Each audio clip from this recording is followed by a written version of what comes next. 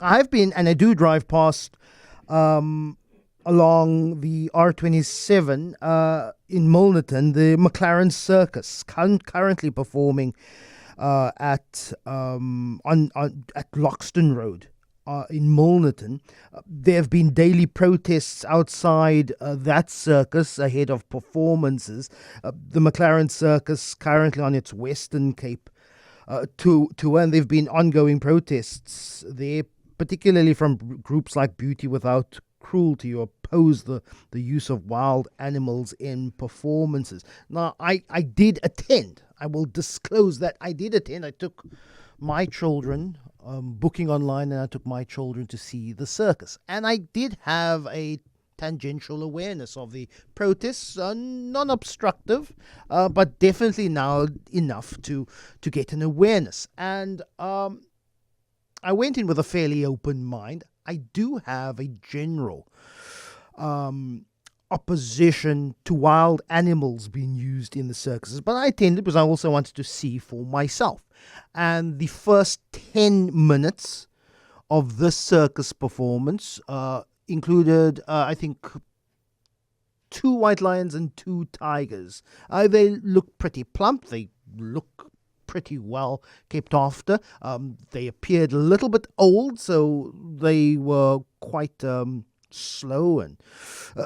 But I did have a real sense of discomfort for me. The rest of the performances were for me above board, including the ones with the poodles who jump through hoops. But let me speak now to Chad Cupido, who's the executive officer of Beauty Without Cruelty. Good morning, Chad. Really appreciate your time. Currently, there is no legislation in South Africa that bans or bars the use of wild animals in any form of performance. Good morning, Lester. Good morning to your audience. It's a pleasure to be on the station. Yes, Lester, we are actually, fighting tooth and nail to ensure that legislation does change. In 2022, the SPCA, they did a check and they actually issued the McLaren Circus with a warning. They went onto site and there were at least 5, very, very serious, animal rights violations.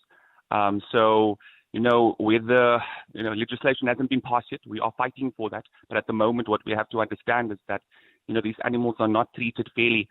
For a lion, a tiger, these wild animals that we love, that we've seen on National Geographic, that we are proud to have in our country as South Africans, for them to be traveling thousands of kilometers across the country, every month, for almost a full year, confined in a cage. I think it's totally cruel and I don't think it's acceptable. And most South Africans, most people that we speak to feel the same way. So it's just a matter of us now needing to fight this and change that legislation. Yeah, already 50 countries have outlawed the use of wild animals for entertainment. South Africa, not so. But is your opposition only to the use of wild animals? There were a couple of llamas, there were, I think, 3 camels, and there was a troop of poodles who were jumping through hoops. But is your opposition only for the wild animals? As Beauty Without Cruelty, we're not an animal welfare association. We support animal welfare, but we're actually an animal rights association. So our position, on all animals in the circus is that we don't want animals to be seen as entertainment for us. What message does that send to people, especially young kids?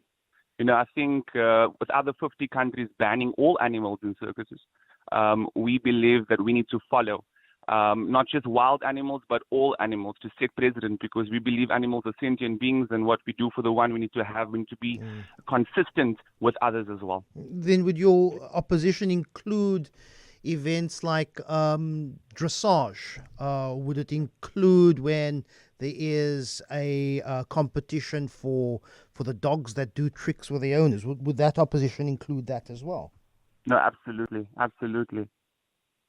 What has been, I do know that, and I read in the Cape Argus earlier this week that the SPCA had been there. It regularly checks, according to the Cape Argus. They were invited backstage to view how animals are being kept and treated, according to the owner of the McLaren Circus, Dave McLaren, showed them and says that well above board, well fed. The whips that they have isn't there as punishment. It's used for guidance. Have you been invited to inspect for yourself?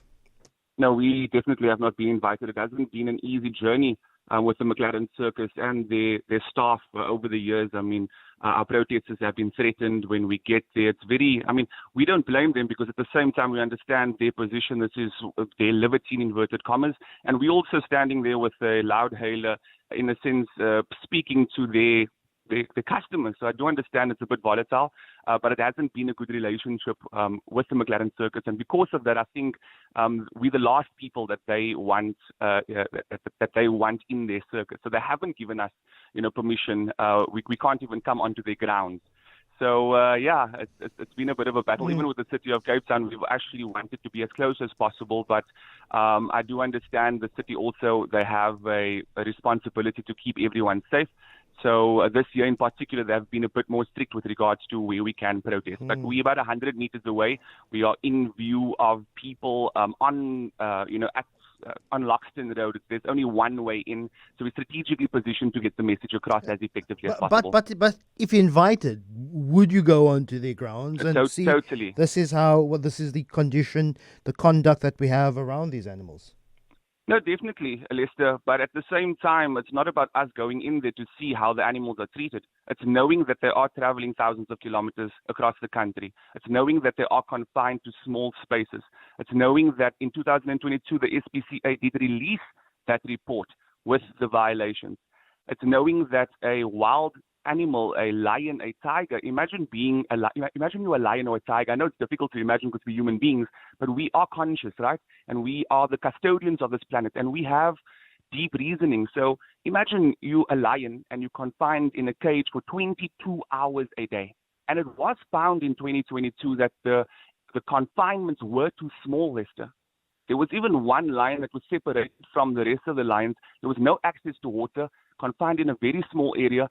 And David McLaren's excuse, in inverted commas, was that, no, they were fighting with each other. Now, I mean, Lester, it's very, for me, we, as human beings, let animals be, man. Leave them alone. 50 countries have banned it. South Africa's next. We are an awakening country. Also, the LGBTQ community, they've also gotten behind us this year because David McLaren's partner, his name is Carl, and he has a non-profit organization called the PWR Project. And they fight for the rights of LGBTQ community. And also, for us, when I spoke to the LGBTQ community, a few of them, prominent members in the LGBTQ community, they said, but isn't that similar to how the LGBTQ community are treated? They basically said it's such a big contradiction. What is the connection, from what I understand, that the partnership with the PWR project is to raise awareness? What is the equaling between the plight of LGBTQI plus people in South Africa and wild animals at the circus? Maybe clarify that for me. We're not comparing animals to people. All we're saying is the same way in which animals are treated, not being able to be free, being, in a sense, their rights being taken away from them. It's similar. It's called intersectionality. And that's also what I'm going to be focusing my PhD on. It's human-animal studies to show that how animals are treated is how human beings were treated not so long ago. And that in order to move forward, we need to have a look and be consistent in treating everyone with the same rights. Okay. Chad Cupido, really appreciate your time. That's all we have time for. Executive Officer of Beauty Without Cruelty.